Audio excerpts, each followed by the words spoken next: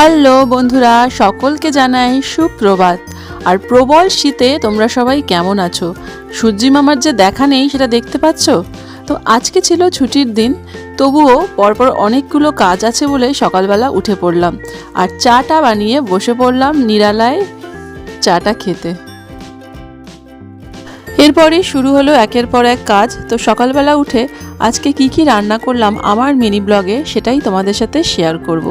তো বন্ধুরা, যারা আমার লাইফস্টাইলটা ফলো করছো, যদি মনে হয় এটা দেখবে তাহলে চ্যানেলটা প্লিজ সাবস্ক্রাইব করে রেখো। চলো এবার তোমাদের সাথে শেয়ার করি কি রান্না করলাম আজকে।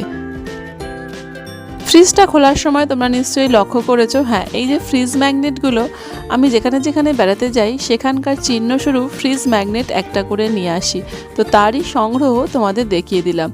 এরপরে চলে গেলাম রান্নাতে। কুমড়ো আলু ছোট ছোট করে কেটে বড়ি ভেজে রান্না করে নিলাম কুমড়ো আলুর তরকারি। সেই সাথে ভাতটা হয়ে গেছে তোমরা দেখতে পাচ্ছ। আর ছিল আজকে মাছের ঝোল। তো বন্ধুরা, তোমরা আজকে কি রান্না করলে আমাকে কিন্তু কমেন্ট করে জানিও। আর যারা আমার এই ভিডিওটা দেখছো তাদেরকে অনেক অনেক ধন্যবাদ ভিডিওটা শেষ পর্যন্ত দেখার জন্য। মা আর ছেলে সকালবেলা রুটি খাই, ওর বাবা ভাত খায়, তাই আমরা বানিয়ে নিলাম রুটি দুজনের জন্য। আর সেই সাথে ছিল আজকে মাছের ঝোল। বন্ধুরা, দেখা হবে পরের মিনি ব্লগে। ততদিন পর্যন্ত সকলে খুব ভালো থেকো আর নতুন বছর সকলের খুব ভালো কাটুক। বাই।